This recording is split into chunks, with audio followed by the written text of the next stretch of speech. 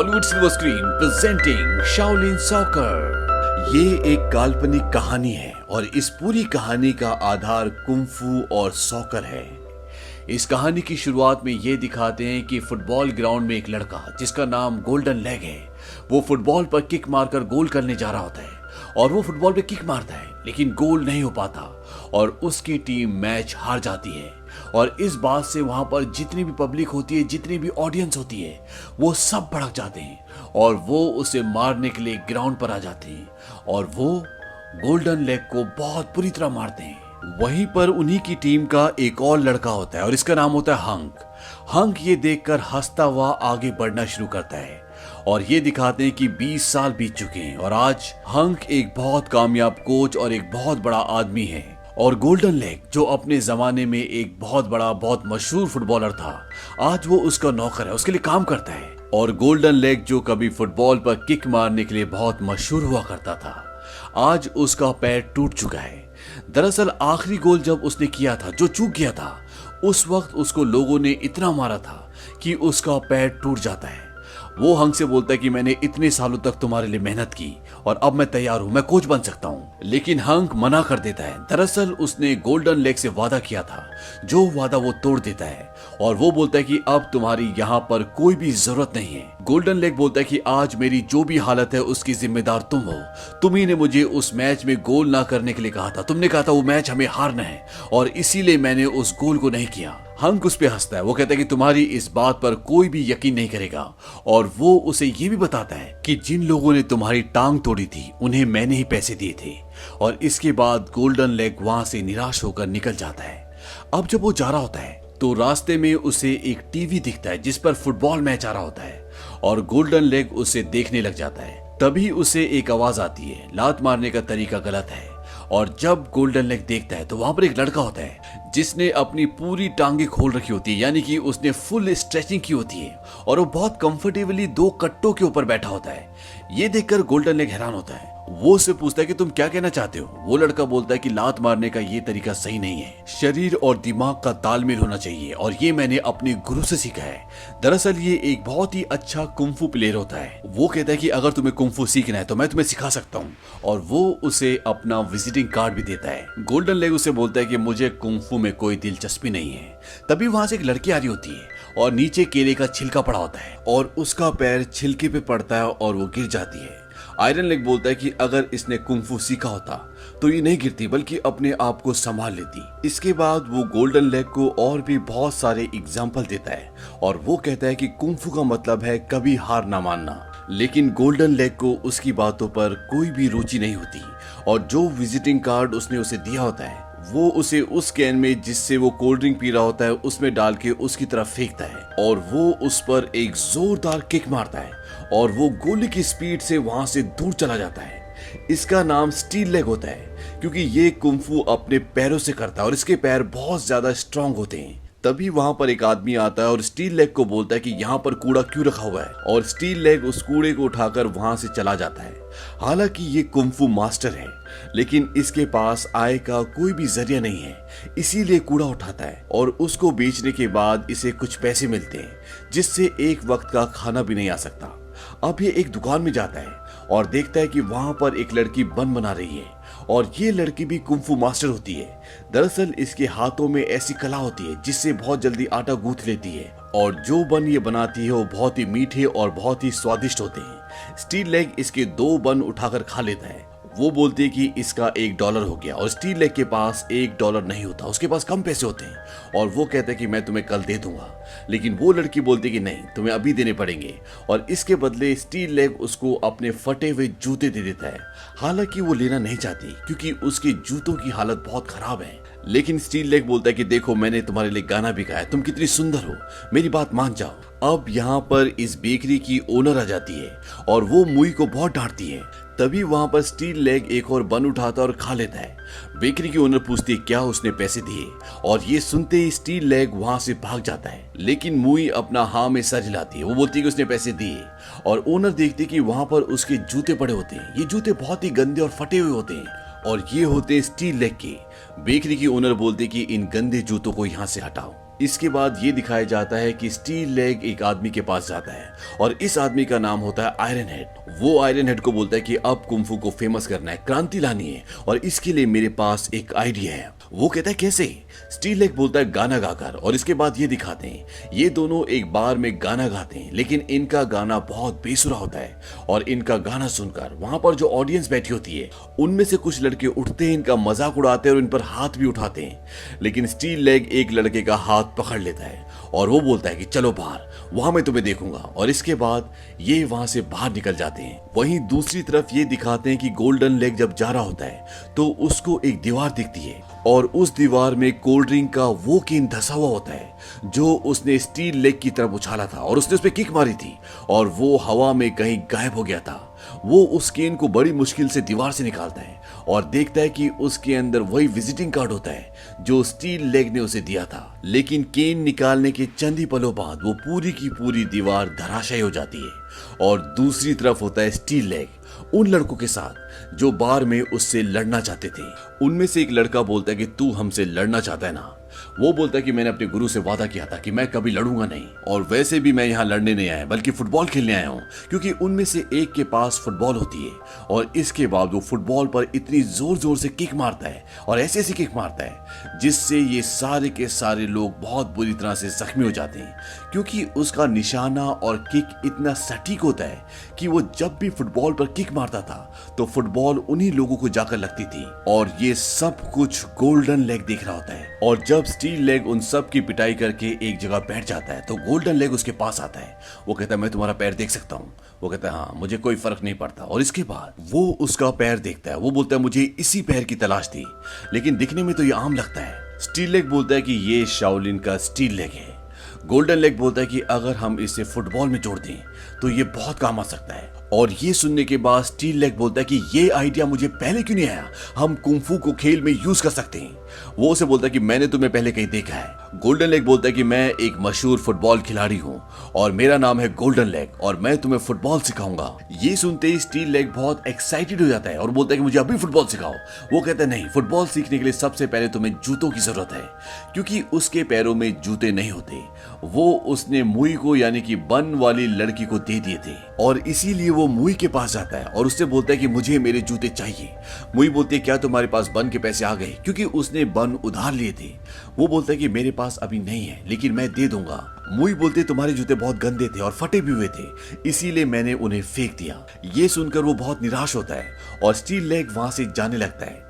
तभी मुई उसके जूते उसकी तरफ फेंकती है। दरअसल उसने उसके जूते धोकर सीलकर बिल्कुल अच्छे कर दिए होते और ये देखने के बाद स्टील लेग को बहुत खुशी होती है। और अब स्टील लेग अपने कोच जिसका नाम गोल्डन लेग है एक एक करके अपने उन साथियों के पास जाता है जिनके साथ उसने शाओलिन में कुंफू सीखा था।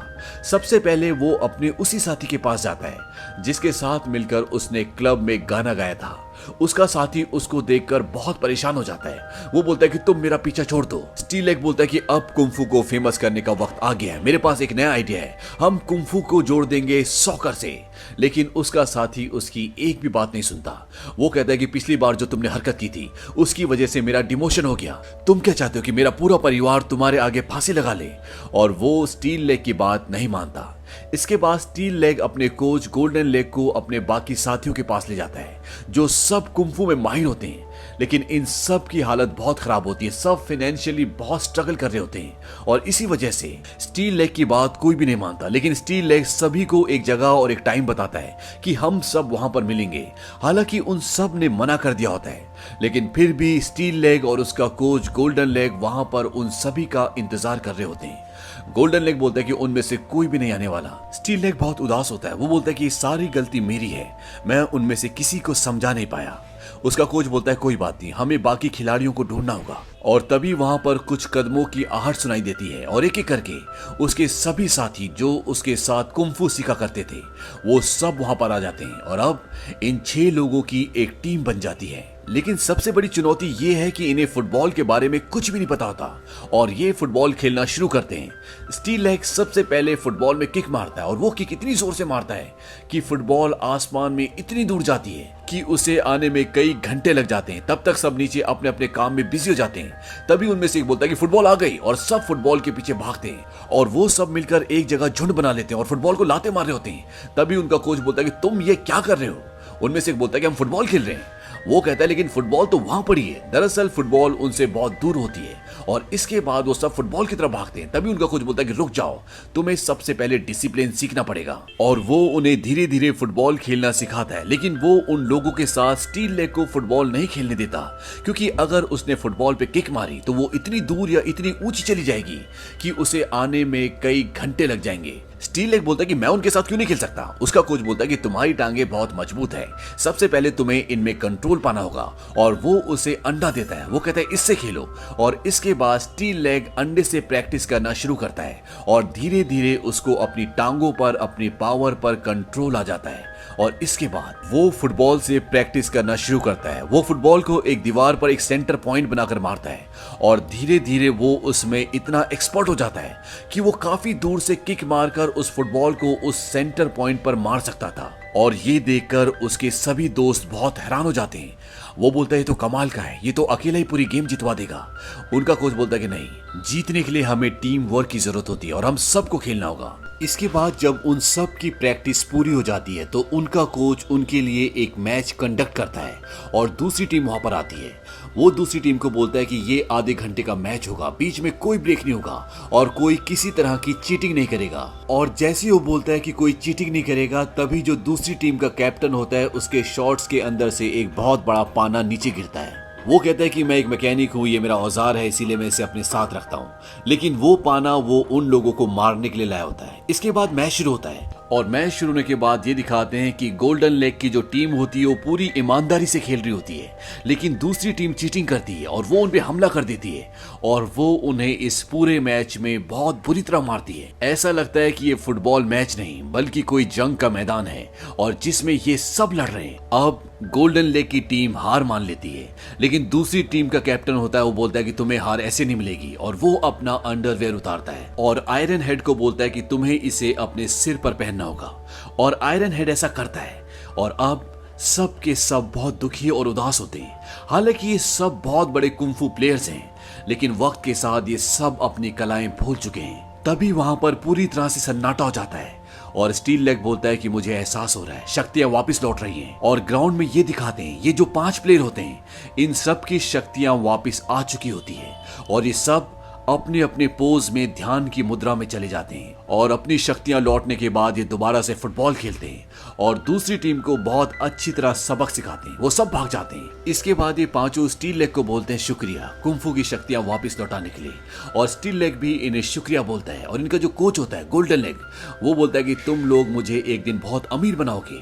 और जो लोग अभी इनसे मैच हारे होते हैं वो भी सब इनके साथ आ जाते हैं, क्योंकि वो भी अब इनकी टीम का हिस्सा बनना चाहते हैं, गोल्डन लेग से फुटबॉल सीखना चाहते हैं।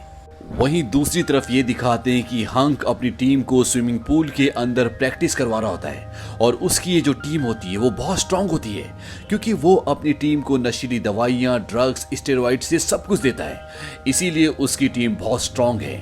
और अब गोल्डन लेग उसके पास आता है क्योंकि हंक एक ओपन टूर्नामेंट करवा रहा है और वो उसे बोलता है कि मेरी टीम भी इसमें हिस्सा लेना चाहती है। लेकिन हंक बोलता है कि तुम अपनी औकात में रहो, मैं यहाँ का चेयरमैन हूँ और मैं जिसको चाहूंगा उसी को इस टूर्नामेंट में हिस्सा दूंगा। वो बोलता है कि तुम अपनी टीम को लाए हो। गोल्डन लेग बोलता है हाँ, और वो अपनी टीम को बुलाता है। और जब हंक उसकी टीम को देखता है तो वो बहुत हंसता है, क्योंकि उसकी टीम बहुत अजीब सी होती है। वो सब के सब कुपोषण का शिकार लगते हैं और वो बोलता है कि हाँ, तुम इस टूर्नामेंट में हिस्सा ले सकते हो, क्योंकि हंक को पूरा विश्वास होता है कि ये टीम कभी जीत ही नहीं सकती। अब स्टील लेग मुई से मिलने जाता है और वो उसे एक कपड़ों के बहुत बड़े शोरूम में ले जाता है और वो उसे बताता है कि अब मैं फुटबॉल प्लेयर बन गया हूँ, कल सुबह हमारा मैच है और मैच के बाद मैं एक बहुत फेमस प्लेयर बन जाऊंगा और मैं बहुत अमीर भी हो जाऊंगा और फिर तुम जो चाहती हो मैं तुम्हें वो दिलाऊंगा, क्योंकि तुमने मेरे जूते सिले थे और अगर तुम मेरे जूते ठीक ना करती तो मैं कभी भी फुटबॉल ना खेल पाता। मुई बोलती कि जब तुम बहुत अमीर बन जाओगे तो मुझे स्नीकर्स दिलवा देना। वो कहता है तुम्हें कुछ बड़ी चीज मांगनी चाहिए। मुई बोलती कि नहीं, मुझे यही चाहिए। इसके बाद स्टील लेग उसके बालों को उसके चेहरे से हटाता है। वो बोलता है कि तुम अपना चेहरा अपने बालों से मत छुपाया करो, तुम बहुत सुंदर हो।